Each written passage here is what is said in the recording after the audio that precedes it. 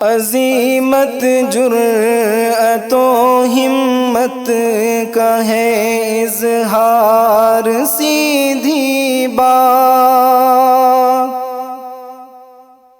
روایات صحافت کا علم بردار، سیدھی بات۔ ناظرین گرامی السلام علیکم ورحمۃ اللہ وبرکاتہ۔ سیدھی بات کے تازہ ترین پرائم ٹائم میں آپ لوگوں کا استقبال ہے۔ ناظرین میں انصار عزیز ندوی اس وقت آج کے تازہ ترین پرائم ٹائم میں ایک ہی موضوع پر میں گفتگو کرنے جا رہا ہوں۔ آج بروز اتوار ہے اور کچھ اہم ترین خبریں ایسی نہیں تھی جس کو پرائم ٹائم میں پیش کی جائیں، تو سوچا کہ کچھ دنوں سے جو لوگ مطالبہ کر رہے تھے حضرت ٹیپو سلطان شہید رحمۃ اللہ علیہ کے سلسلے میں اس کی تفصیلات رکھیں، تو میں نے سوچا کہ اس موقع کو غنیمت سمجھتے ہوئے کچھ تفصیلات آپ لوگوں کے سامنے آج رکھی جائیں۔ اس دوران جب مطالعہ کر رہا تھا تو مجھے ہمارے جناب شاہ صدیق علی کا ایک مضمون بہت پیارا لگا، جس میں انہوں نے الگ الگ طرح سے الگ الگ قسموں سے تبصرہ کرنے کو تفصیلات رکھنے کی کوشش کی ہے، تو سوچا کہ اس کا ہی کچھ اقتباس آپ لوگوں کے سامنے رکھ کر کے تفصیلات پیش کرنے کی کوشش کروں۔ ناظرین گرامی، ٹیپو سلطان شہید رحمۃ اللہ علیہ 20 نومبر 1750 عیسوی مطابق جمعہ 10 ذوالحجہ 1163 ہجری کو دیون ہلّی میں پیدا ہوئے۔ موجودہ دور میں یہ بنگلور دیہی ضلع کا مقام ہے جو بنگلور شہر کے 33 کلومیٹر شمال میں واقع ہے۔ ناظرین گرامی، ٹیپو سلطان کا نام آرکوٹ کے بزرگ ٹیپو مستان اولیاء کے نام پر رکھا گیا تھا۔ اگر آپ سمجھ سکتے ہیں اور یہاں آ کر کے دیکھ سکتے ہیں کرناٹک میں اور بالخصوص میسور میں، تو آپ کو اس کا اندازہ ہو جائے گا۔ جب ٹیپو سلطان نے ہوش سنبھالا تو اس وقت انگریزوں کے ناپاک قدم تیزی سے پورے ہندوستان کی ایک کے بعد دیگر ریاستوں کو رونتے ہوئے آگے بڑھ رہے تھے۔ وہ نظام حیدرآباد، مرہٹا اور آرکوٹ کی ریاست کو اپنے دام میں گرفتار کر چکے تھے، ان کو اپنا گرویدہ بنا لیا تھا۔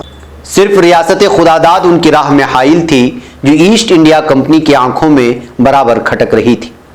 سلطان حیدر علی نے 17 سال کی عمر میں ٹیپو سلطان کو اہم سفارتی اور فوجی امور پر آزادانہ اختیار دے دیا تھا، اور انہوں نے جلد ہی اپنی ذہانت، فراست اور اعلیٰ قائدانہ صلاحیتوں سے والد ماجد حیدر علی کا دل جیت لیا تھا۔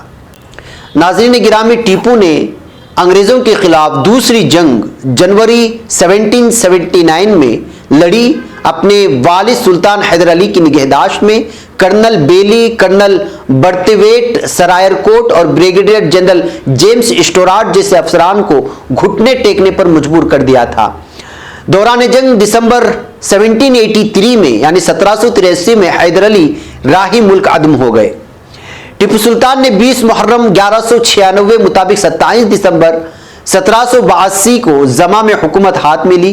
ایک طرف ٹیپو کو زرخیز اور قدرتی وسائل سے مالا مال ایک وسیع و عریض سلطنت اور مستحکم و منظم ریاست کے مالک ہونے کا جہاں شرف حاصل ہوا، تو دوسری جانب ریاست کے خلاف اندر اور باہر ریشہ دوانیوں اور سازشوں کو ہوا دینے والے گروہ کی عداوت بھی ورثے میں ملی۔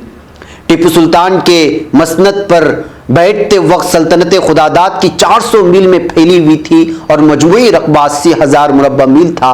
فوج کی تعداد 1,80,000 تھی۔ 60,000 گھوڑے جس میں نصف تعداد عربی گھوڑوں کی تھی، 6,000 اونٹ، 900 ہاتھی، 2 لاکھ سے زائد تلواریں، 220 بڑی توپیں، 6 لاکھ مختلف قسم کی بندوقیں، اس کے علاوہ دیگر ہتھیار بھی تھے۔ سالانہ آمدنی 7.5 کروڑ سے زیادہ تھی۔ ٹیپو سلطان ایک عظیم مجاہد ہونے کے ساتھ ساتھ پکے مسلمان تھے۔ وہ سادہ زندگی بسر کرتے اور شرعی لباس پہنتے تھے، اور آخری دور میں سبز رنگ کی دستار پہننا شروع کر دیا تھا۔ نماز فجر کے وقت تلاوت کرتے اور پورے دن باوضو رہتے۔ نماز کے تو اتنے پابند تھے کہ جب شری رنگا پٹنم میں مسجد اعلیٰ کے افتتاح کا موقع آیا تو سوال یہ پیدا ہوا کہ امامت کون کرے گا۔ اس وقت اپنے عہد کے علماء کرام اور مشائخ موجود تھے۔ یہ طے ہوا کہ نماز کی امامت وہ شخص کرے جس کی کوئی نماز قضا نہ ہوئی ہو۔ کچھ دیر سکتہ طاری ہونے کے بعد سلطان آگے بڑھے اور کہا، الحمدللہ میں صاحب ترتیب ہوں، اور نماز کی امامت کی۔ سلطان نباس وقت، دور اندیش اور ایک اعلیٰ ایڈمنسٹریٹر تھے۔ ٹیپو سلطان نے مادر ہند کو ایسٹ انڈیا کمپنی تسلط سے آزاد کرانے کے لیے ان کے خلاف ایک مضبوط محاذ تشکیل دینے کی ہر ممکن کوشش کی۔ ملک کی ہر چھوٹی اور بڑی ریاست جے پور، جودھپور اور نیپال وغیرہ کو اپنے ایلچی اور خطوط روانہ کیے۔ 23 جون 1785 عیسوی کو مغل شہنشاہ شاہ عالم کی خدمت میں عریضہ لکھ کر انگریزوں کے خلاف جنگ کرنے کی اپنی خواہش کا اظہار کیا۔ انہوں نے نظام حیدرآباد کو ہر پہلو سے سمجھانے کی کوشش کی۔ نظام اور مرہٹوں نے ٹیپو کی بڑھتی طاقت کو اپنی بقا کے لیے خطرہ سمجھا اور انگریزوں سے اتحاد کر لیا۔ ٹیپو سلطان نے ترکی، ایران، افغانستان اور فرانس سے مدد حاصل کرنے کی کوششیں کی مگر کامیاب نہیں ہو سکی۔ ٹیپو سلطان نے محسوس کر لیا تھا کہ مغربی ممالک میں انقلاب برپا ہونے کے بعد انگریزوں کے پاس جدید اسلحہ اور ساز و سامان کا انبار ہے اور ان کا مقابلہ پرانے اور فرسودہ جنگی ساز و سامان سے ہرگز نہیں کیا جا سکتا۔ اسی لیے انہوں نے انتہائی دور رس اثرات کے حامل فوجی اصلاحات نافذ کی اور جدید ٹیکنیک سے اپنے افواج کو آراستہ کیا۔ انہوں نے راکٹ کا ایجاد کیا جس نے انگریزوں کا دن کا چین اور رات کا سکون چھین لیا۔ انہوں نے نہ صرف پیدل اور کولہری کے اوپر اپنی توجہ مرکوز کی بلکہ بحریہ کے بیڑے کو بھی اپنی فوج میں شامل کر لیا۔ بحریہ کا قیام سلطان کا ایک عظیم کارنامہ تھا اور یہ ان لوگوں کو سنایا جائے جو آج محب وطن کو ایک الگ ہی انداز میں دیکھنے کی کوشش کرتے ہیں کہ آج کل بحریہ کا قیام سلطان کا ہی ایک عظیم کارنامہ ہے جو آج بڑے فخر کے ساتھ پوری دنیا میں پیش کیا جاتا ہے۔ وہ ہندوستان کے ایک ایسے حاکم تھے جنہوں نے سب سے پہلے سمندری راستوں کی اہمیت کا احساس کیا اور اس کا باضابطہ نظم قائم کیا۔ فوجی قواعد کے لیے کتاب فتح المجاہدین ترتیب دی۔ مقناطیسی پہاڑوں سے جہازوں کو بچانے کے لیے لوہے کی جگہ تانبے کے تاروں کا استعمال سلطان نے ہی سب سے پہلے کی تھے، انہی کا دین ہے۔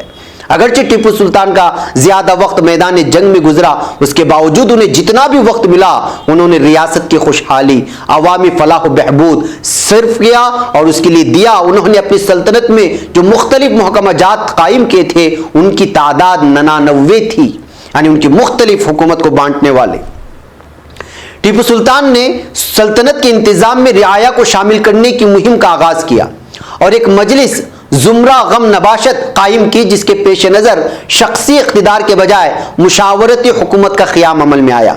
انہوں نے کاویری ندی پر ایک ڈیم بنانے کی بنیاد رکھی جو آج دیکھنے کے لیے جایا جاتا ہے۔ یہاں پر کاویری ڈیم مشہور ہے کرناٹک میں، جہاں میسور جانے کے راستے میں آپ کو ملتا ہے، جہاں بعد ازیں حکومت ہند نے کرشنا راجا ڈیم تعمیر کروایا، یہ بھی آپ کو دیکھنے کو ملے گا۔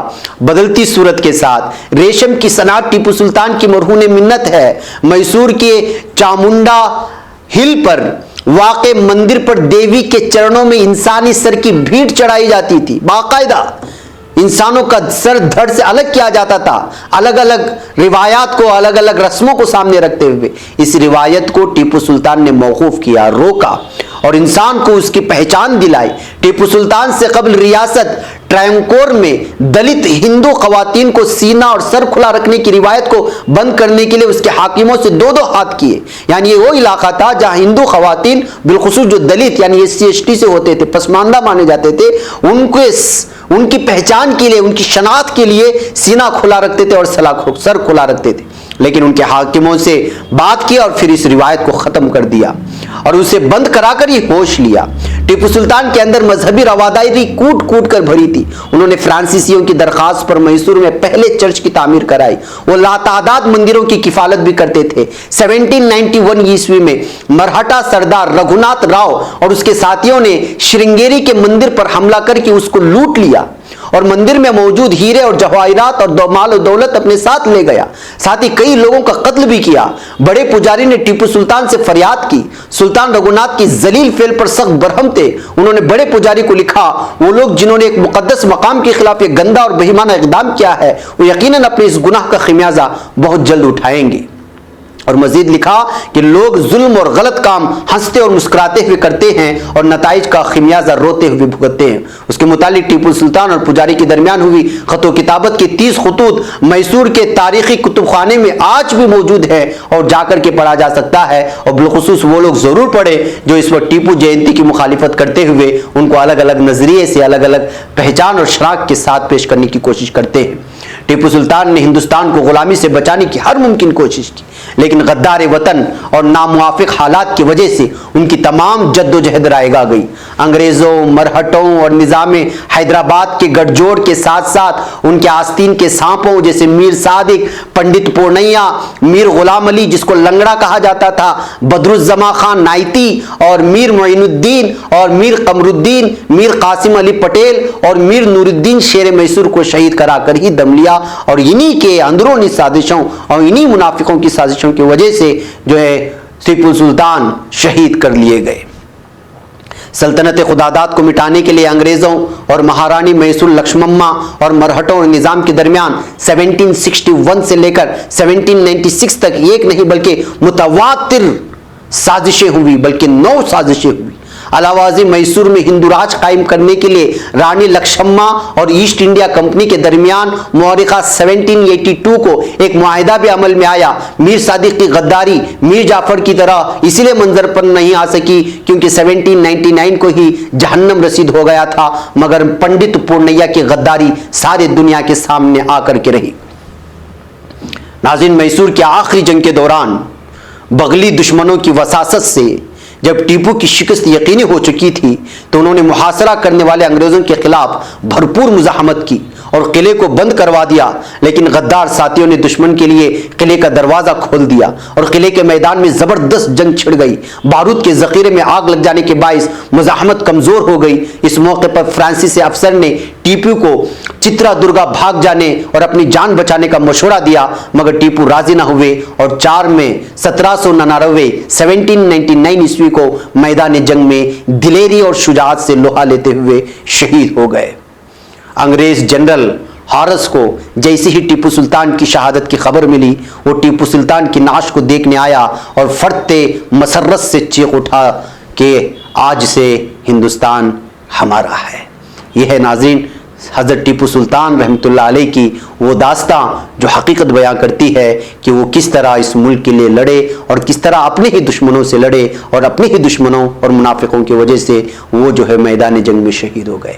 یہ کچھ تفصیلات تھی جو میں نے الگ انداز میں آپ لوگوں کے سامنے پیش کرنے کی کوشش کی، اور اس کو جو پیش کیا تھا ان کا نام میں نے شروع میں لیا۔ اس وقت مجھے اجازت دے، انشاءاللہ تعالیٰ پھر ملاقات ہوگی۔ السلام علیکم ورحمۃ اللہ وبرکاتہ۔ خبر پڑھنے کا تم نے بھی عجب انداز پایا ہے، رواداری کے جذبے نے بھی تم پہ ناز پایا ہے، اسی رہ میں محبت کا حسین اعزاز پایا ہے، تمہیں ہر انجمن میں ہم نے تو ممتاز پایا ہے، ممتاز پایا ہے، تمہیں سے ہے ترقی پر عزیز انصار، سیدھی بات عظیمت جرأت و ہمت کا ہے اظہار، سیدھی بات